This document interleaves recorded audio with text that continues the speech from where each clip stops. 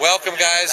This is the Key West on the Water Anarchy Report 2008. I've got with me Terry Hutchinson and John Kilroy from Samba who just scored the little triple play hat trick with overall victory in the Lauderdale Key West race, class victory, and what's the other one? First to finish. First to finish.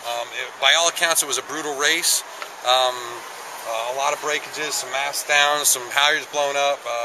Rima 2 had some issues. The Flying Tigers had issues. The Thompson nearly lost their rig. You guys kept it together and just blazed through. What'd you What'd you have to do to keep it all together and go so fast?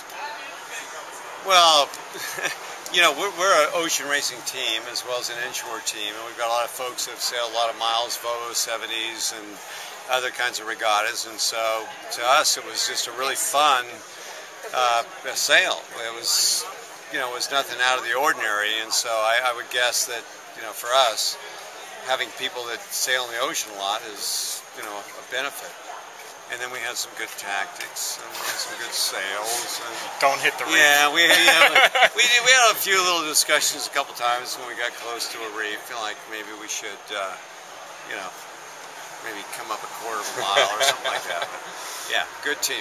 More because of what would happen if you hit it at that speed than because you actually thought you were going to hit it, huh? Yeah. Yeah. But it didn't seem like really that much of a tactical race. It was just get the right sail combination and put the hammer down. Yeah.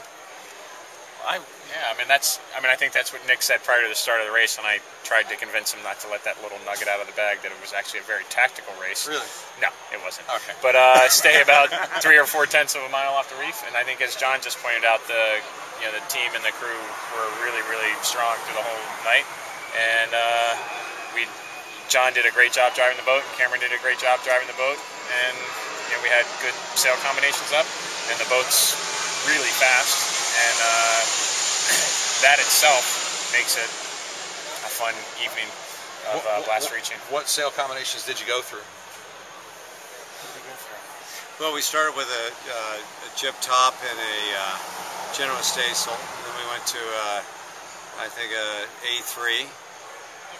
After a while, we went, first general staysail, and then got rid of the general staysail as we got to Miami. Went to an A3 a little bit after Farley Rock. Yeah. Went back to a general staysail. We had to keep playing back and forth because the wind was shifting around a little bit. And as we got headed, we go conservatively to a general staysail and a jib top. There was a couple times when it was close. A lot of the crew were saying we had to put up an A3, and I think Terry and I and Nick White and the guys were trying to be conservative, like there's no sense in getting kind of bizarre. At that point, we didn't think we were, in the running for the record. And we weren't thinking about the record as much as just having a good, clean race, being in front of our competition, and being conservative, and not doing any damage to the boat. I mean, after all, we're down here to do Key West Race Week, and you don't do well if you start banging up the boat.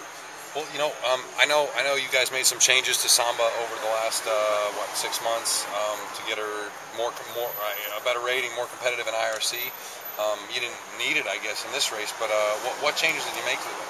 Well, last year, we had a pretty good go. We had, I think, 10. Not all of them were IRC regattas. I think we had 10 regattas. We got 8 firsts and 2 seconds. We know. And what we realized, though, is that we weren't going to be racing Transpac 52, which is, a very good performer under IRC.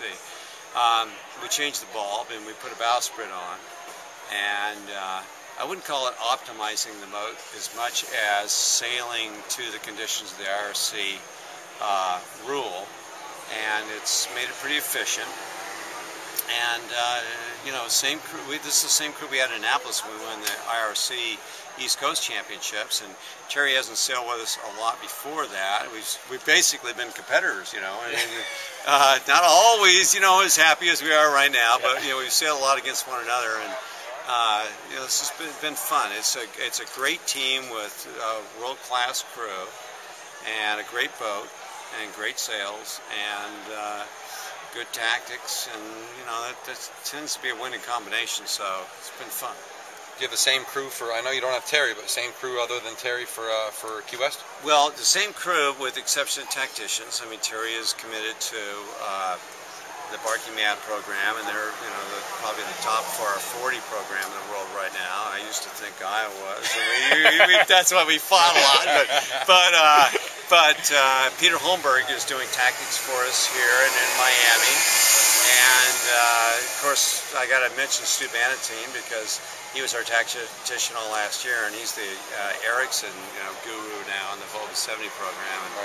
And we tend to have a pretty good team, and my requirement is that we have people that like to sail together and have fun together, and are competent, and that tends to be a pretty good winning combination. Well, I think people can learn a lot from the way you run a program. You guys have just been on fire, and everyone sees it, and it's really impressive, and it's admirable. Well, thank you. So Terry, any little bit of a grudge match, you and Alingi? What's going to happen? What's going to happen? I don't know. Should be a pretty interesting week of sailing. Yeah. And those guys are very good sailors, and obviously in the regatta that we really wanted to win this, just the Far 40 Worlds, they got the upper hand on us. So I don't know. I mean, for us, we're preparing for the Worlds in Miami, and so it's really what we do here is just a stepping stone to that. And if you get a race or a regatta up on those guys, it's a good feeling because they're very good sailors. But at the same time, we're focused on things in the future and using this time to prepare for that event. So we certainly heard rumors that the mess with the America's Cup is affecting the quality of the TP52 class in Europe right now. How many boats are going to come out? People worried about jobs. How do you see the Med TP52 class going over the next season? Well, I'm racing a boat called Quantum Racing, and I would suspect you see 3 or 4 new boats being built and other boats being modified for the season. And from that perspective, I mean, when you compare the America's Cup to John's type of program or the type of racing that we're doing here in IRC or to the Far 40 or anything, I mean, I think what you end up realizing is that the America's Cup is a very small piece of our sport. And the beauty of the night that we had the other night on Wednesday night sailing down is you gain much more appreciation for really the bigger picture of our sport and what we do for our jobs and what John does for his fun and the opportunities that he provides everybody on his boat is just an unbelievable experience. And the America's Cup, it's a tragedy that the thing's in the state that it is, because I think when we left it back in July, even though we were on the short end of the stick, it was a pretty good event. And certainly when you have races that I think the average delta was maybe 16 seconds over seven races, it's too bad that it has ended up how it has. But what would you like to see? What would I like to see? I'd like to see more nights like Wednesday night where we were cruising along in 25 knots of wind, and I'm so fortunate to have the opportunity to work for and to sail with somebody like John and the people that he put together, and that every day that I'm away from the America's Cup, as great as some of those memories are, you gain a lot more appreciation for the broader spectrum of our sport. And it's not, without guys like John and the programs that they run, the professional sailor really is the big loser in the whole thing. But that's, again, I think the professional sailor also looks towards these things in the Mediterranean and towards what we're doing here, and these are such awesome opportunities that the America's Cup is what it is, but it's also one of those things that it's not the only thing going in our sport. There's a lot of other great racing going on, and that's, when you have 10.5 hours like we had, you realize that. Yeah, unbelievable. I could chime in on that. The really cool thing about the people in our sport is when they can kind of disconnect a little bit from the seriousness and just the intensity, the being on the edge, and the absolute sheer fun of sailing. The politics and the bullshit are gone. Well, he can speak to that far better than I can. But the reality is that that exists in every class. It exists at different levels. It exists in the America's Cup. And there's a lot to be said about having a really great crew, really a good time.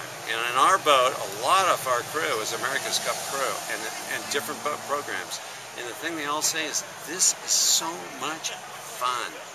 And IRC is doing a great job at promoting races that connect people with having fun, both pros and guys like me, amateurs. And congratulations to them. Well, and they are doing a good job, and a lot of the guys in our little anarchy community are helping out. Guys like Louis Call and a lot of others. So, my experience is that the fun rolls downhill.